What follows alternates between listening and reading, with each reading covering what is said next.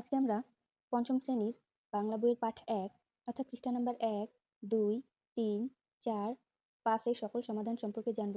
পরবর্তী ক্লাসে আমরা পাঠ ২ সম্পর্কে জানব। পাঠ ১ আমরা এই জন্য শুরু করছি কারণ আমরা আজকে নতুন এই বাংলা বইয়ের কাজ শুরু করব ক্লাস 5 এর।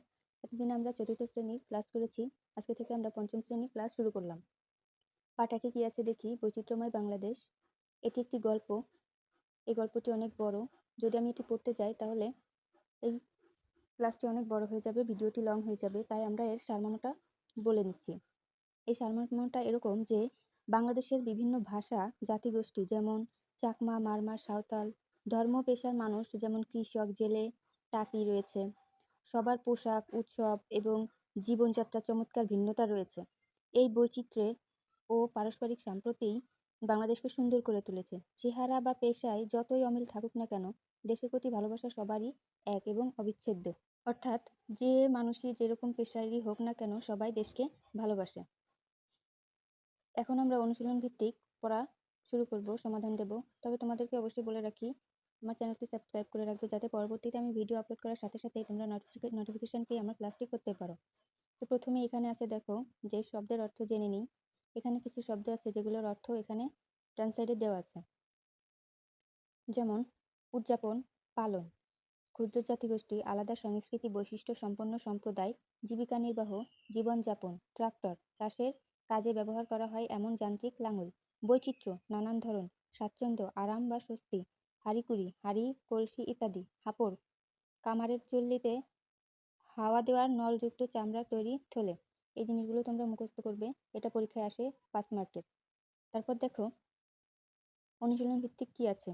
এখানে লেখা আছে যে বর্ণ সাজিয়ে শব্দ লিখি। অর্থাৎ এখানে কিছু এলোমেলো বর্ণ আছে যেগুলো আমাদের সাজিয়ে একটি শব্দ তৈরি করতে হবে। যেমন নিজন্মভূমি, নিজন্ম, ভূ, রিক্সা, এগুলো আমরা সমাধান করবো। চলো, যেমন আমরা একে বলতে পারি নিজন্মভূ অর্থাৎ জন্মভূমি, রিক্সা শারীরিক, প্রাচিত্রে বৈচিত্র্য, সম্প্রতি, গীতিজ্ঞা জাতিগোষ্ঠী। তারপর দেখো 2 নম্বরে কি আছে। 2 নম্বরে আছে যে শব্দ নিয়ে খালি জায়গায় বসায়। অর্থাৎ এখানে যে দেখো বক্সের ভিতর কিছু শব্দ আছে, এই শব্দগুলো আমাদের এই ড্যাশে তার সঠিকটা বসাতে হবে। 1 নম্বরে কি আছে? 1 নম্বরে আছে এ দেশে আছে নানা ধরনের ড্যাশ, নানা ধরনের উৎসব। এটা হচ্ছে ক। বৈচিত্র্য আর ভিন্নতায় ড্যাশ করেছে দেশকে সমৃদ্ধ। এটা হচ্ছে খ। গতে আছে ড্যাশ ধরে চলে রেলগাড়ি, রেল লাইন ধরে চলে রেলগাড়ি। রাখাইনদের রয়েছে ড্যাশ আর চাকমাদের বিজু উৎসব, সাংরাই। রাখাইনদের উৎসবের নাম কি? সাংরাই, যেটা তোমরা ওই গল্পটি পড়লেই বুঝতে পারবে।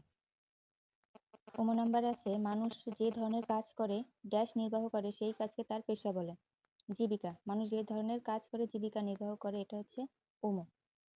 এই প্রশ্নগুলোর সমাধান তোমরা যদি গল্পটি ভালোভাবে করতে পারো তবে অবশ্যই করতে পারবে, কারণ ওই গল্প দিয়েই এই প্রশ্নগুলো তৈরি করা হয়েছে। তারপর 3 নম্বরে কি আছে?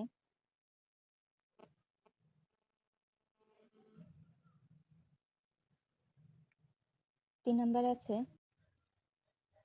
প্রশ্নের উত্তর বলি ও লিখি। এখানে কিছু প্রশ্ন আছে যেগুলোর উত্তর করব, আমি তোমাদেরকে সহজভাবে লিখে দিচ্ছি। তোমরা যারা আমার ভিডিও দেখো তারা জানো যে আমি খুব সহজভাবে তোমাদের প্রশ্নের উত্তর দিয়ে থাকি যাতে তোমরা বুঝতে পারো এবং সহজেই করতে পারো উত্তরটা। চলো করে দিই। ক নম্বরে আছে যে বাংলা ছাড়াও বাংলাদেশে আর কোন কোন ভাষায় মানুষ কথা বলে? বাংলা ছাড়াও বাংলাদেশে চাকমা, মারমা, বকবরক, ওরাও, মান্দি, সাঁওতালি ইত্যাদি ভাষার মানুষ কথা বলে। তারপর খ নম্বরে আছে যে বাংলাদেশের কি কি উৎসব উদযাপন করা হয়? বাংলাদেশের মুসলমানদের ঈদ উল ফিতর ও ঈদ উল আজহা, হিন্দুদের দুর্গাপূজা, বৌদ্ধদের বৌদ্ধ পূর্ণিমা এবং খ্রিস্টানদের বড়দিন উদযাপিত হয়। এছাড়াও অসাম্প্রদায়িক উৎসব হিসেবে পহেলা বৈশাখ এবং ক্ষুদ্র জাতিগোষ্ঠীর সাংরাই ও বিজু উৎসব উদযাপন করা হয়। তারপর দেখো গতে কি আছে। গতে আছে যে সড়ক, নদী ও আকাশপথে কি কি বাহন দেখা যায়? সড়ক পথে বাস, মোটর গাড়ি, রিক্সা, সাইকেল ও রেলগাড়ি দেখা যায়। নদীপথে নৌকা, লঞ্চ, জাহাজ চলে এবং আকাশপথে উড়োজাহাজ চলে। তারপর ঘ নম্বরে আছে যে কোন পেশার মানুষ কি কাজ করে? কৃষক। কৃষক মাঠে লাঙল বা ট্রাক্টর দিয়ে চাষ করে, ফসল ফলায়। তারপর জেলে কি করে? জেলে জাল দিয়ে নদী বা জলাশয়ের মাছ ধরেন। কামার আগুন বা হাপড় আর হাতুড়ি সাহায্যে লোহার জিনিস তৈরি করে। কুমোর নরম কাদামাটি দিয়ে চাকায় ঘুরিয়ে মাটির হাঁড়ি কুড়ি তৈরি করে। তাঁতি কি করে? তাঁতি সুতো দিয়ে কাপড় বোনে। এগুলোই হচ্ছে কোন পেশার মানুষ কি কাজ করে সেটার বিস্তারিত। তারপর হচ্ছে নাম্বারে কি আছে প্রশ্নে? বৈচিত্র্য কিভাবে বাংলাদেশকে সুন্দর করে তুলেছে? বাংলাদেশে বিভিন্ন ধর্মের, নানা ভাষার, হরেক রকমের পেশা ও পোশাকের মানুষ একসাথে মিলেমিশে বসবাস করে। এই বহুত্ববাদ ও পারস্পরিক সম্প্রীতি এক অপূর্ব সৌন্দর্যের সৃষ্টি করেছে, যা বাংলাদেশকে অন্য সুন্দর করে তুলেছে। এই হচ্ছে প্রশ্নের উত্তর। প্রশ্নের উত্তরগুলো তোমরা খাতায় লিখে নিবে অথবা এই আমার ভিডিও দেখে দেখে মুখস্থ করে ফেলবে। তারপর দেখো 4 নম্বরে কি আছে, যে বৈচিত্র্যময় বাংলাদেশে পাঠ থেকে কে, কারা, কি, কেন, কোথায়, কিভাবে, কখন ইত্যাদি শব্দ ব্যবহার করে প্রশ্ন তৈরি করি। এখানে কিছু প্রশ্ন তৈরি করতে বলা হয়েছে। এই কে, কারা, কি, কেন, কোথায়, কিভাবে, কখন এগুলো ব্যবহার করে। তো চলো আমি তোমাদেরকে লিখে দিচ্ছি। এখানে দেখো খুবই সুন্দরভাবে উল্লেখ করে দেওয়া হয়েছে যে আমাদের দেশের নাম কি, অর্থাৎ কি, এটা তো দেওয়াই আছে। তারপর খ, বাংলাদেশের পার্বত্য জেলাগুলোতে কারা বাস করে, গারো সম্প্রদায়ের মানুষ কোথায় বাস করে, মানুষ কিভাবে জীবিকা নির্বাহ করে, চাকমারা কখন বিজু উৎসব পালন করে। এই জিনিসগুলো তোমরা মুখস্থ করে নেবে। অর্থাৎ এই কে, কি, কার শুধু যে এগুলো দিতে হবে এরকমটা না, তোমরা এরকম ভাবে অন্য কিছুও দিতে পারো। তারপর 5 নম্বরে কি আছে? 5 নম্বরে আছে যে বাংলাদেশের কোনো একটি বৈচিত্র্য নিয়ে ছবি আঁকি ও বিবরণ লিখি। এখানে একটি ছবি আঁকতে বলা হয়েছে। অর্থাৎ বাংলাদেশের যে জেলে, কামার, কুমোর এগুলো পেশার মানুষ রয়েছে সবাইকে নিয়ে একটি ছবি। তোমরা যদি চাও আমি তোমাদেরকে একটি ছবি এঁকে দেখাতে পারি, কিন্তু অবশ্যই আমার কমেন্ট বক্সে জানাতে হবে যে তোমরা ছবিটা চাও কিনা। তারপর দেখো 6 কি লেখা আছে, যে জোড়ায় বসে শব্দ নিয়ে খেলি। অর্থাৎ দেখো এখানে কিছু, একজন একটি শব্দ লিখবে, অন্যজন অন্য শব্দ ব্যঞ্জন বর্ণ দিয়ে আরেকটি শব্দ লিখবে, এভাবেই চলতে থাকবে। এটা হচ্ছে তোমাদের ক্লাসের সবাইকে একটি কাজের কথা বলা হয়েছে, যেগুলো তোমরা যারা শিক্ষার্থীবৃন্দ আছো সবাইকে নিয়ে করতে হবে। তো চলো আমি তোমাদেরকে কিছুটা বুঝিয়ে দিচ্ছি। যেমন ওখানে আছে যে সংগ্রাম, অর্থাৎ সংগ্রাম, মচমচে চালাকি, কবিতা, তারকা। আবার নিচে আমরা বলতে পারি যেমন 6 কান্না, আবার 7 নদী, দিবস, সবুজ, জীবন এগুলো।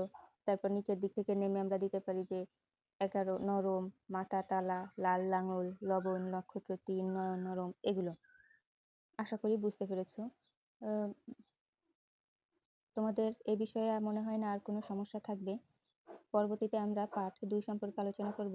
ধারাবাহিকভাবে আমরা কয়েকটি ক্লাস করব ইনশাল্লাহ। পাশে থেকে অবশ্যই আমাকে সাপোর্ট করো, লাইক, কমেন্ট, শেয়ার করো এবং সাবস্ক্রাইব করতে ভুলো না। ধন্যবাদ।